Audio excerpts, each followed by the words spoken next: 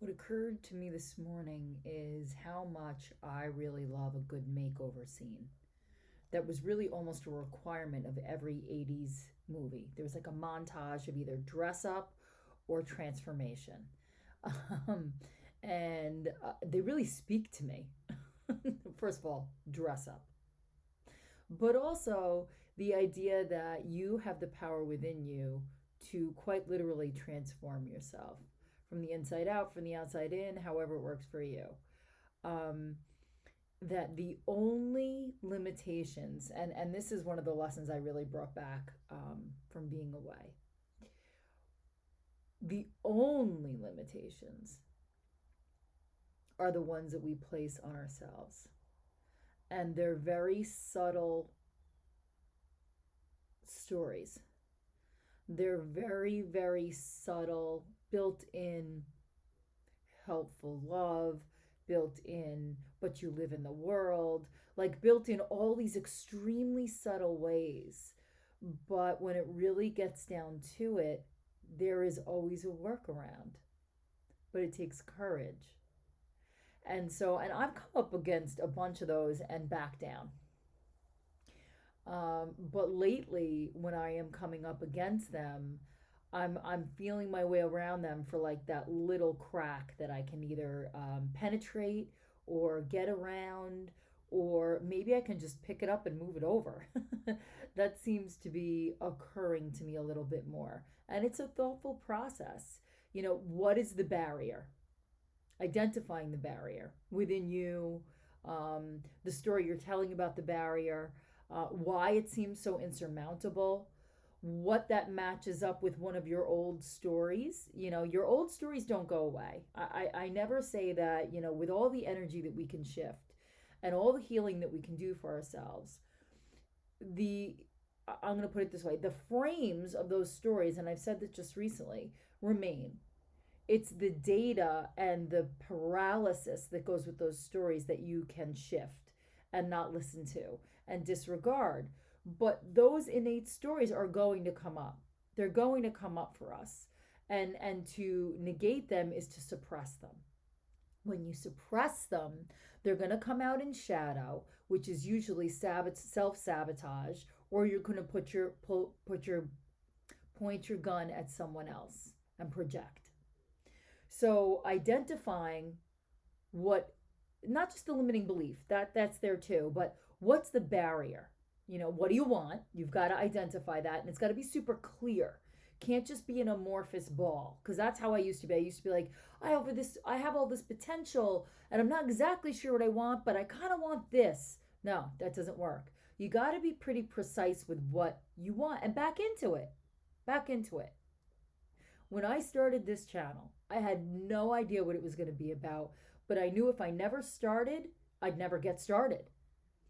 So as I work my way through all these episodes, and I'm coming up on 300, not quite there yet, but what I have backed into is what it's supposed to be. So you have to allow yourself the time, but you do need to get pretty precise about what it is you want.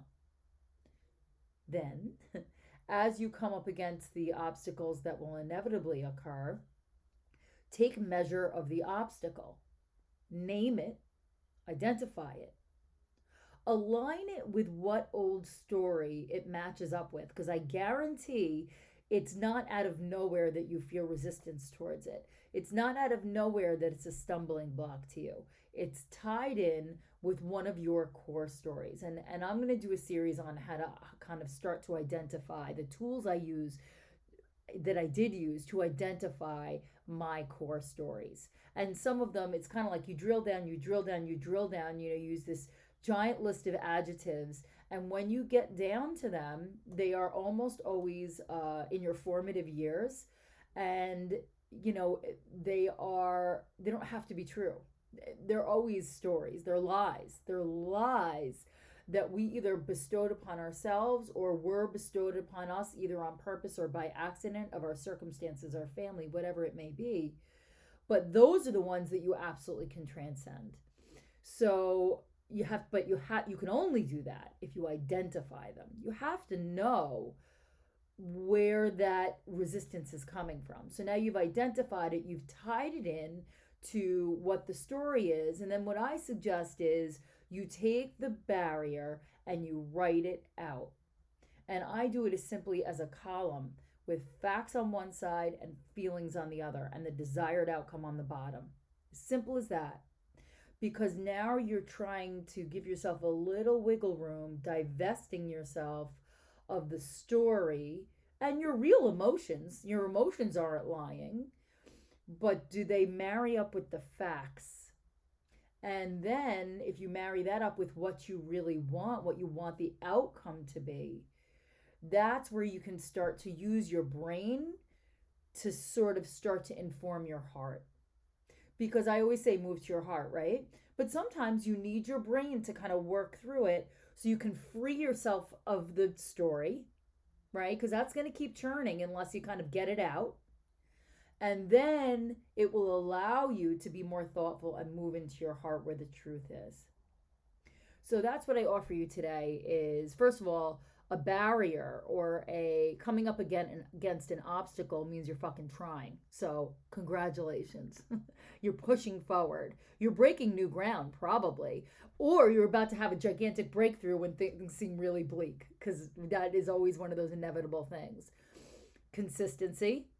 You know how I feel about that. I'm like a complete taskmaster when it comes to fueling your tanks every single day. And then identification. And with identification comes your own power.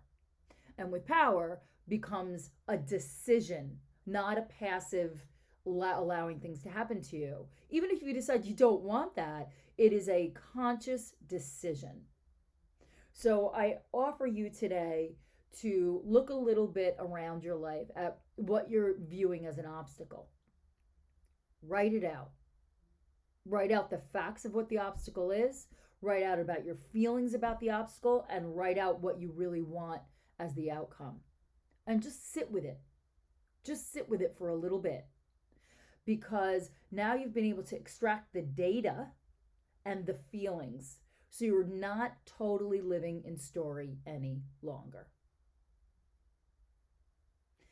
That's what I offer you today, and I will see you tomorrow.